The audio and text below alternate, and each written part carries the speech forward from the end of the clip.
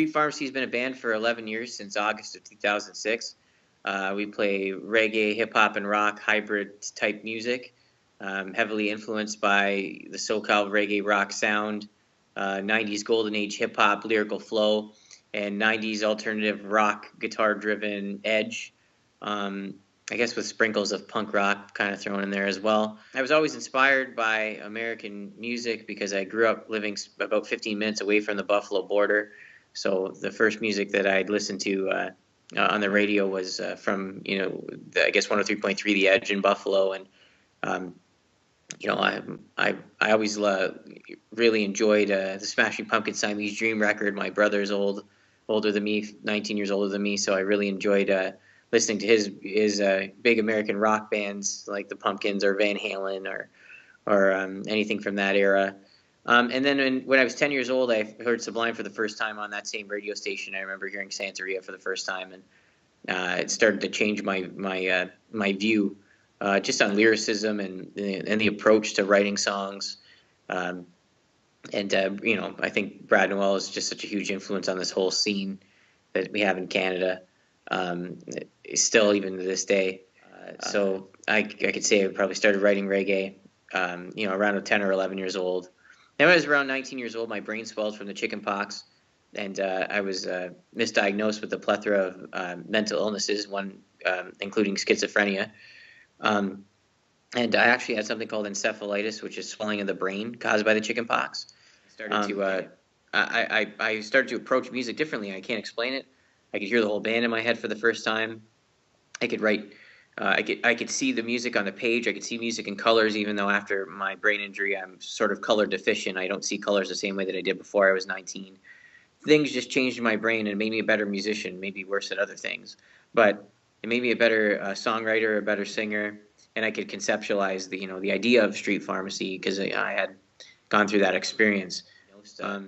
I used to call the psychiatrists in the psych ward the street pharmacy, because it was a cheeky way of calling them a drug dealer, because those drugs were so, out of this world, bad for you and made you feel, probably worse than street drugs would make you feel. That's at least how I felt about it. So in a way, Street Pharmacy, the band, was my lemonade or my therapy. And then from there, it's just sort of been it's been my show, I guess. I've had lots of different members and stuff like that, but I'm the one constant in it. I write all the material, I sing all the songs, and I record most of the instrumentation on the records with some collaborations with other friends from other bands or guys that are playing in my current manifestation or lineup. But this lineup I've had for the same 4 years, and they're really great guys. And we've never really been a band that's afraid to take a chance on pushing reggae rock to a new to a new destination. We had a record called The Legacy of Rudy that we did entirely in Cuba with 5 non-English speaking Cuban musicians that tells the story of the original Rude Boy. We invented it, obviously, but just why is he such a badass? Why is Rudy this character in reggae music and in punk music where he's just a bad dude? We listened to him in the Specials and a Canadian band, Bed of Sound Clash, The Clash, Bob Marley.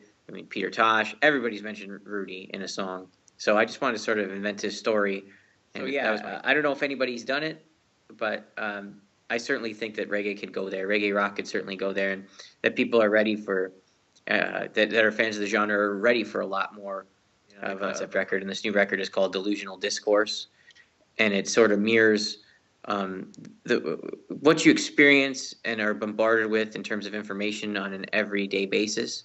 And what happens in your subconscious mind and your unconscious mind, and how that manifests itself in art. So our songs sort of directly address some of the issues that are in the interludes in between songs. And it also has a denotative story of, the protagonist, in this case, the character, trying to find his way home, or what is home, or what makes sense. So it's sort of like being in a dream state or in a coma. I don't know if reggae music's really done something like that. Reggae rock has really done a concept record like that before. The interludes really help tying things together. Where every song has a famous 90s singer sample in it. I won't tell you who they are, but I don't want to get sued. I still haven't cleared all the samples yet. But But one I've cleared is a Smashing Pumpkins sample.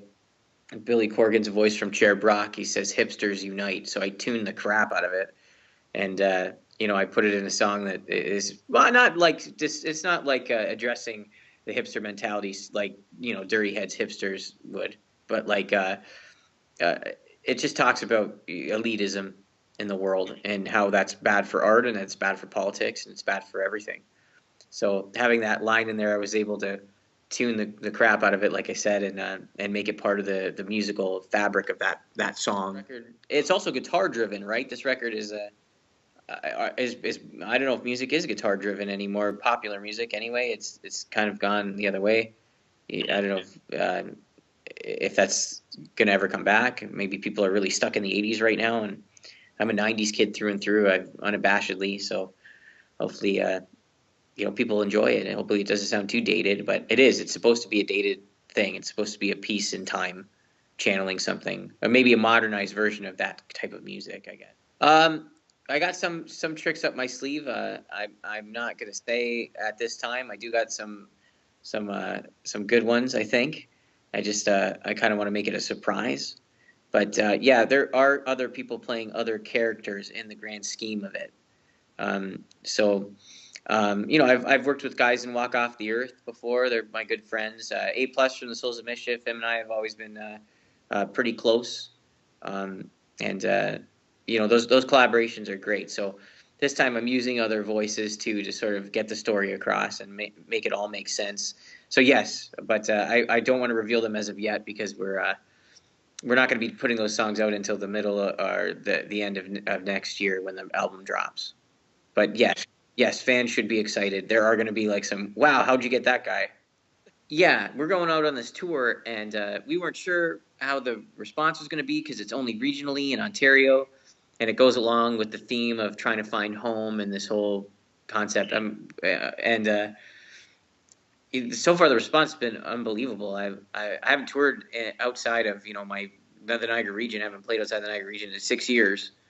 But to go and do this 15-day tour and see the response, I'm very happy. So I try to capture the zeitgeist of the moment in time, what I'm feeling, and also what people I think generally are talking about in my immediate sphere of friends and family, and what I've been inspired by within my hometown or my region. And just sort of go for it. Like when I wrote the Free Delivery record, which I think is our most successful record, and probably the record anybody should that's listening to us for the first time should start with. It came out in 2007. I was a 20-year-old kid that was going to university, and you had the qualms and questions and concerns about growing up, and love life issues and all that kind of stuff. And I approached it in a way that was honest. It was never anything but honest. And I think as long as you're remaining honest, I think you're doing the right thing as an artist. And that's pretty much what we've always done. I'm hoping that it's going to come out in the middle of 2018. I have a very different plan for releasing it. Since we do live in a single-based world, what I'd like to do is release like a single every 2 months with some sort of like videography component of it, so it looks like a movie. Yeah, it's coming out January 4th. That's the part of the record where the protagonist in the story, who remains nameless, who's trying to figure out his life or while he's in his coma, is sort of like trying to give himself some cognitive behavioral therapy, I guess you could say. I read like a cognitive behavioral therapy book when I was in a psych ward 11 years or 12 years ago when I was 19, accidentally. And some of the ideas in there about being the misfit toy, being somebody that doesn't fit in, that book talked about how it could actually be an asset. So that song is probably the most positive song I've ever written for this genre. Normally I'm pretty negative and pessimistic, I guess, or funny or quirky or whatever. Nothing's ever straightforward. It could be a little bit caustic or sarcastic or whatever you want to say. But that song's straightforward and just a feel-good tune, and hopefully the dichotomy between the minor and the major modulation in there and the music changing with the lyrics, helps people come to sense with their own qualms and trials and tribulations in their life. So, yeah. We would love to come to the U.S., and we've been trying to do that for years. It's like the reason why we took 6 years not to tour anywhere was because we were trying to figure out how to tour in the U.S. We started talking to other bands. We started trying to book bills, and every time we got close, It just seemed like the shows wouldn't fall. They would fall through. They wouldn't work out, or the band that we were trying to hook up with to do it broke up. The other reggae band, it's like been one thing after another. But man, would I love to get to the United States. I think it's every Canadian's musician's dream to escape this small market. As great of a country as it is, our fans, when we speak to the American reggae rock fan community, there's nothing like them, and they've propelled us forward, whether it's on Spotify or on our Facebook page. Thanks to other reggae blogs like the Pier that have featured us for the last 11 years or 12 years we've been a band. It's just something special about those people, and we just love to come out there and play. Hopefully it happens. I think this is the year it's going to happen, though. We're working on something. We pride ourselves on playing live. Like that's even though we were just playing locally here for the last couple of years, trying to get plan to get out there. We'll go and play song into song into song. We did this like 1 hour of reggae thing where we sewed medleys together from popular songs and also our original music and made them all reggae and made one cohesive lyrical piece. Like we're kind of nuts in that way. We'd love to go out there and play live, man, and meet some new people and get in front of people. That'd be awesome.